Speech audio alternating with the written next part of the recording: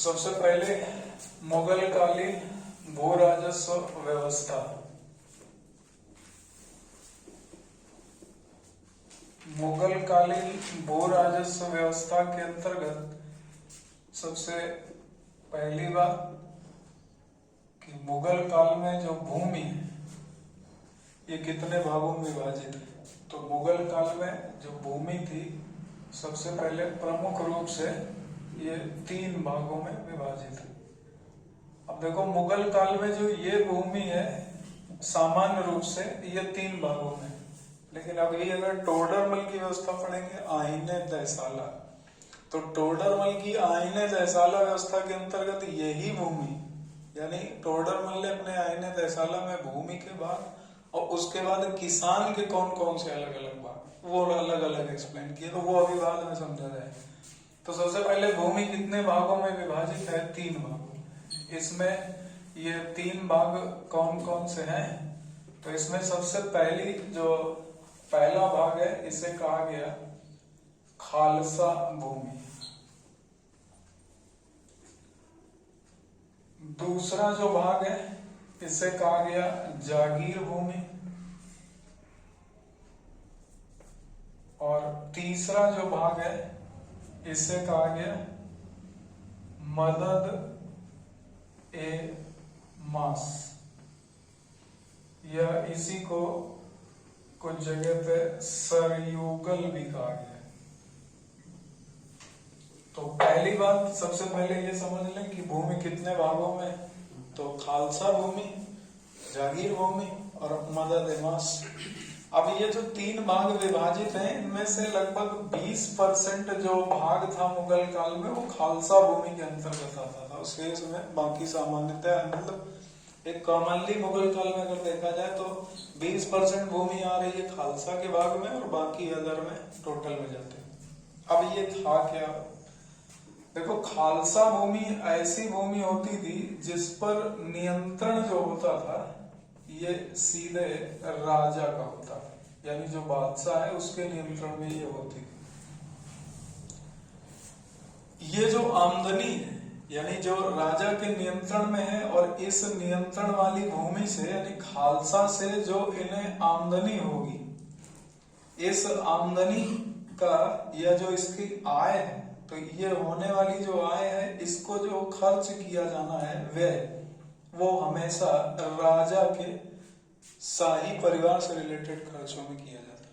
यानी आपसे प्रश्न पूछा जाए कि खालसा भूमि, पहला क्वेश्चन बनेगा कि मुगल काल में ये कितना प्रतिशत होती थी, तो लगभग 20% होती थी। अगर 20% नहीं है तो 25% लगेगा, वैसे मोस्टली 20। दूसरा क्वेश्चन यहाँ से बनेगा कि जो खालसा भूमि है किसके नियंत्रण में, तो राजा के। दूसरी बात, इसके बाद तीसरा प्रश्न यहाँ से बनता है कि खालसा भूमि से होने वाली आय को किस मद में व्यय किया जाता था, तो ये शाही परिवार के जो खर्च होते थे उसमें इसको खर्चा करते। एक बात हो गई। दूसरी भूमि है जागीर भूमि।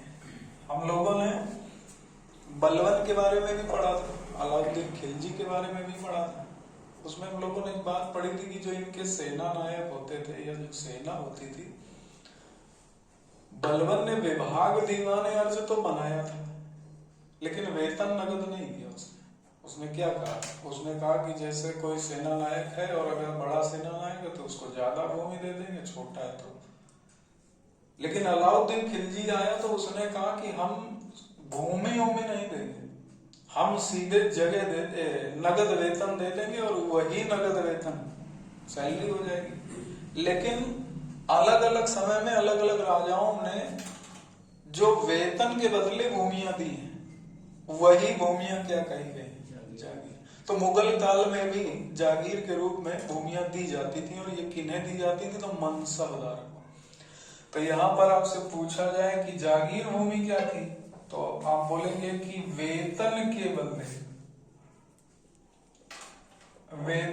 बदले दी जाने वाली भूमि, इसे क्या कहा गया? तो इसे जागीर भूमि कहा गया। अब बात आती है मदद ए मास या सरयुगल। देखो यहाँ पे वर्ड यूज हुआ है मदद, तो मदद से ऐसे याद रखना कि ये वो भूमि होती थी जो धार्मिक विचारधारा के लोग थे, यानी धार्मिक प्रवृत्ति के जो लोग हुआ करते थे, उन लोगों को अलग अलग समय में भूमि दान में दी गई है। जैसे एग्जांपल है आपके सामने, आपने पढ़ा कि अकबर के समय में सिखों के चौथे गुरु हुए रामदास, और अकबर ने क्या किया था, गुरु रामदास को 500 बीघा जमीन दान में दी थी। और ये जो 500 बीघा जमीन दान में दी गई, इसी में इन्होंने अमृतसर नगर की स्थापना यानी नींव रख दी। और लेकिन इनके बेटे जब आए गुरु अर्जुन देव, उन्होंने स्वर्ण मंदिर बनाया। तो स्वर्ण मंदिर की नींव रखी इनके बेटे अर्जुन देव ने, लेकिन अमृतसर नगर जो स्थापित किया वो रामदास। और ये जमीन मिली किससे, अकबर से। तो इस जमीन को बोलेंगे क्या, तो मदद ए मास, या इसी को बोला जाएगा सरयुगल। तो ये हो गए पहली बात। तो फर्स्ट यानी भू राजस्व व्यवस्था के अंतर्गत पहली बात तो हम लोग ये समझ लें कि भूमि जो कॉमनली है वो 3 भागों में। अब इसके बाद ये देखा जाएगा कि टोडरमल की जो आईने दहसाला व्यवस्था है वो क्या कहती है, तो इसको नोट कर लो।